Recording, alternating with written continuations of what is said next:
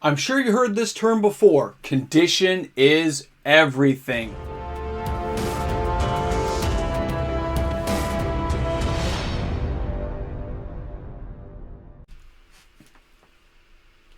Condition is everything. Welcome back, everyone. MTG Moxman here. If you're new to my channel and you've just found me in the nacho cheese universe of YouTube, thanks a lot for checking out this content today. Hope you had a good time while you were here. Maybe you brought a friend, you sat down together with a bowl of popcorn and listened to me yammer on. Awesome. Don't forget to hit that subscribe button. We're only 247 subscribers away from hitting the big 8,000. It's going to be awesome. And of course, leave comments in the comment section. Turn on your notification bell and give this video a thumbs up. Let's get on to it. All right. Condition is everything. You've heard this before. And if you haven't, you probably will if you're playing Magic the Gathering, Pokemon, or any other amazing card games we have out there to choose from each and every day. Maybe you're playing some Fab, you know? I'm sure condition's everything there too. When you hear condition is everything, it's the condition of your cards, how well they're kept. The problem with this whole scenario of grading from 1 to 10 and how amazing it is, be it comic books or anything else in the collectible world, it is highly subjective. One person's 10 is another person's 8. The way that grading systems work are usually dependent on the platform you're using or who you're dealing with. There's never been a universally accepted way of grading for Magic the Gathering's card games. I've seen lots of people argue and actually whole deals break up because nobody can decide on which one's the best. You know, I took some images for this video from TCGplayer to give a rundown as we go through the video today. And even there I'm kind of going, really? That's how you guys are grading it? Everything is subjective. My 10 is your 9. Your 9 is my 10. It really depends. When you look at the grading companies, got some slab things here. Here is CGC, and this is Hyperion Blacksmith. You guys probably see it in my background sometimes. And it's got subgrades, you know, so it's not just it's a 9. It's got centering of 8.5. A surface of 9, corners of 9, edges of 9. So overall it's a 9. Okay, but somebody else might say, really? That centering's really far off. I give that a 7. It's subjective. But we think these professional graders have gotten us through. How about a perfect 10 card? Perfect 10 PSA card, which means in a different one, like a BGS, it'd probably be a 9.5. So step back for a second. Let's forget about the grading system done by these companies. Forget it. Because that's actually not what I'm here to pick on you all about when I say it's condition is everything. This has now been encased. Nothing I can do about it. This is the grade they gave it. Hard for anyone to argue because that's the grade that's on it, depending on the company you're dealing with.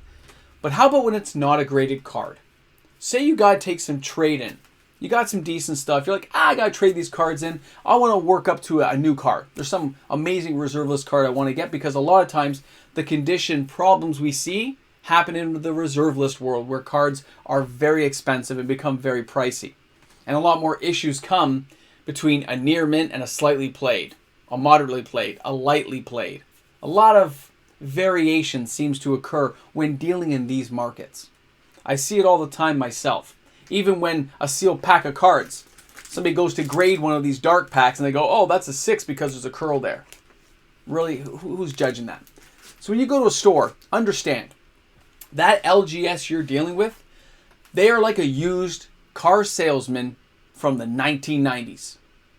When you go to bring your trade-in of whatever vehicle, in this case card, that you're trying to bring, they are trying to find absolutely any flaw they can to mark that card down.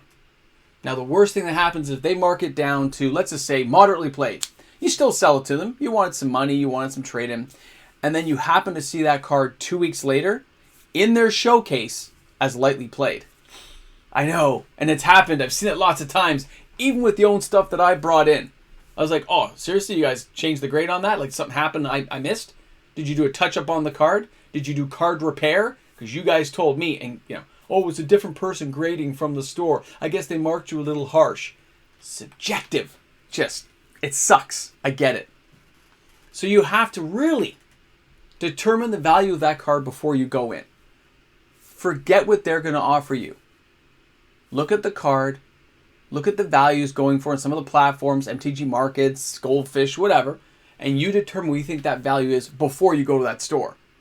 And if they offer you below that value of what you've determined the card to be at, because let's face it, you go to a store, expect 60 cents on the dollar or less if you want cash. Always. When you're trading between friends, it's usually about 80% of value. So if somebody has an amazing card you want, I don't know, Time Vault, Candelabra of Thanos, awesome card, right? And somebody says, oh, well, they're going for $1,200, so I'll take $1,150. That's a near mint card with no flaws. You're not going to get $1,150 unless you're selling on the open market.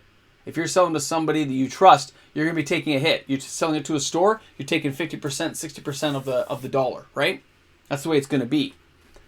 But then they'll still mark it down based on condition. They're going to say, if this was near mint, we'd pay you $800 in cash or trade. And now we're looking at, there's a ding here. There's a little, that has a binder ding. We're going to knock off a whole bunch. It's moderately played now. So we're only going to offer you $450. They will find absolutely any way to mark the card down.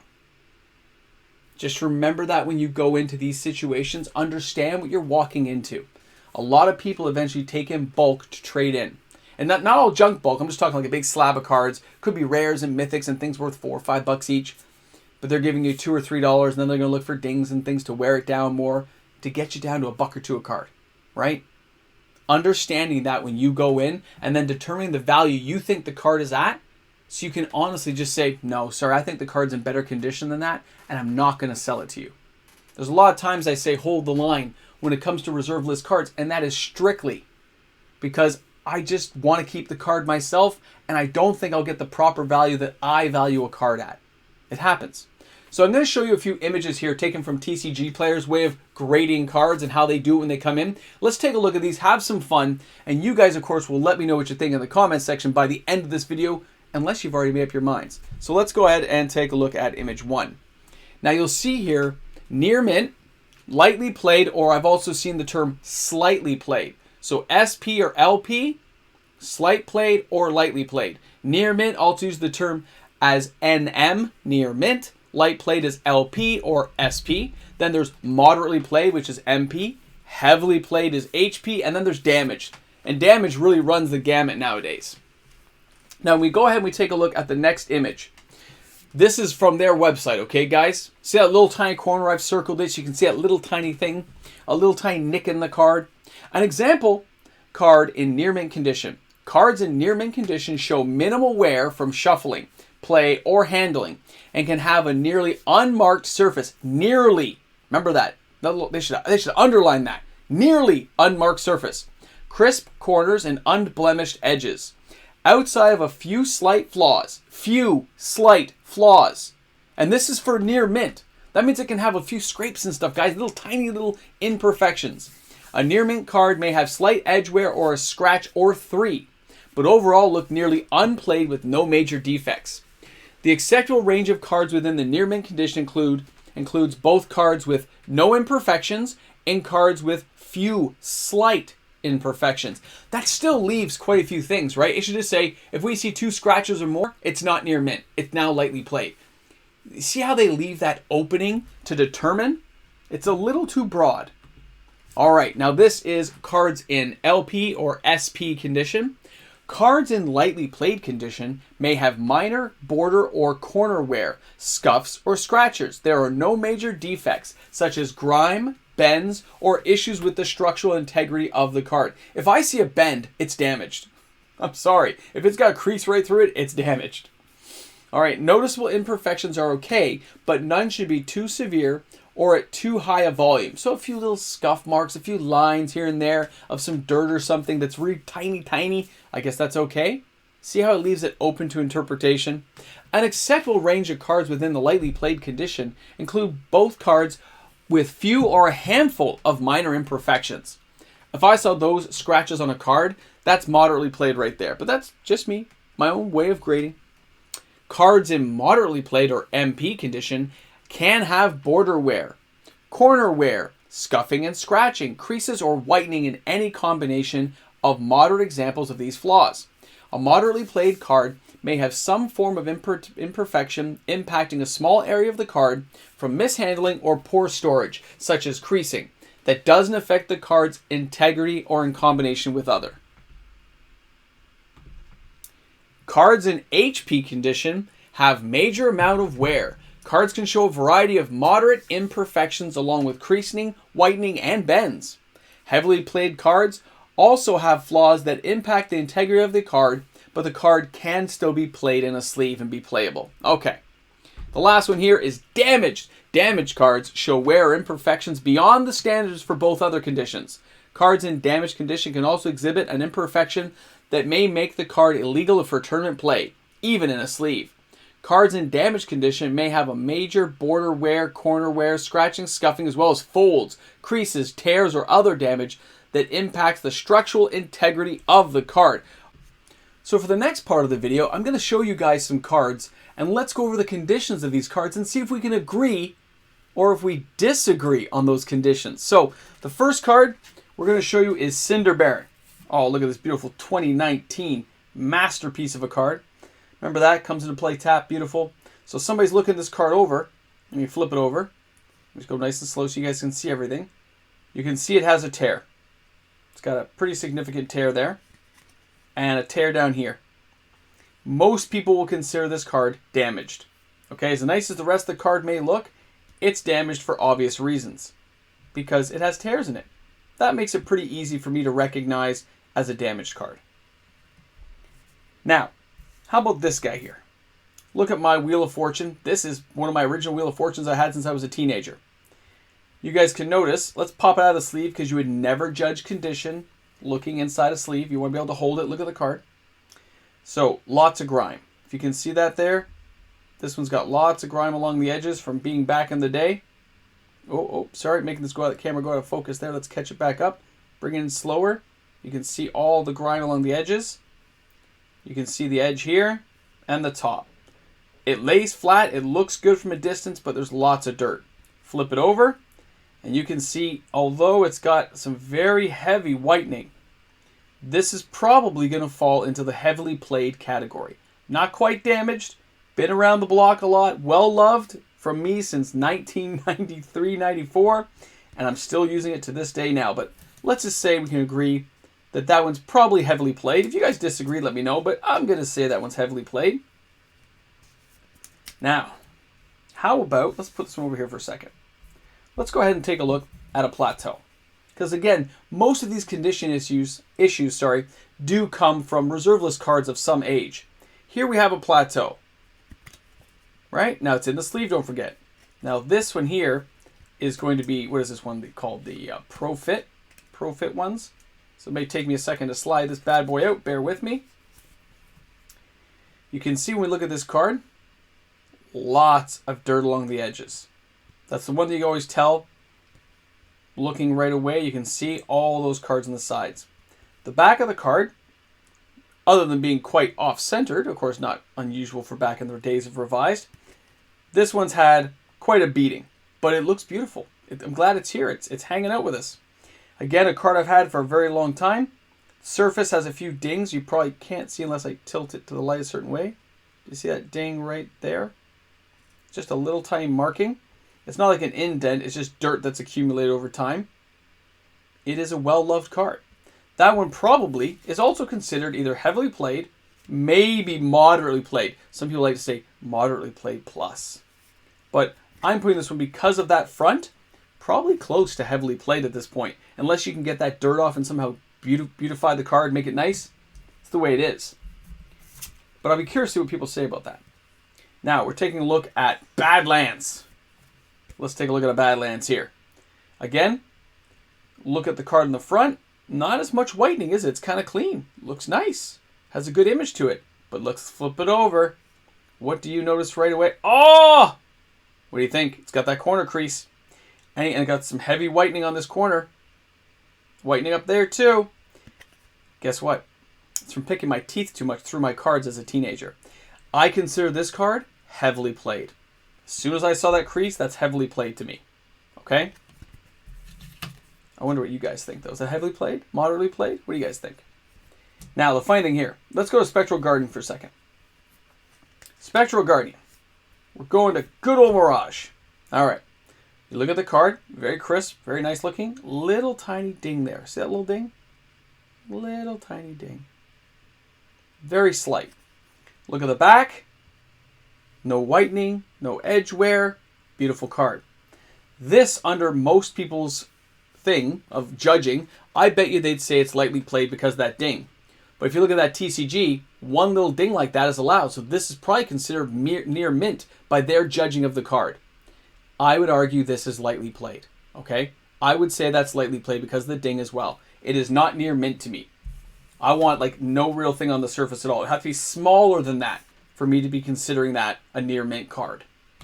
Let's go to the last one. Now I chose this one because it says near mint right on the front.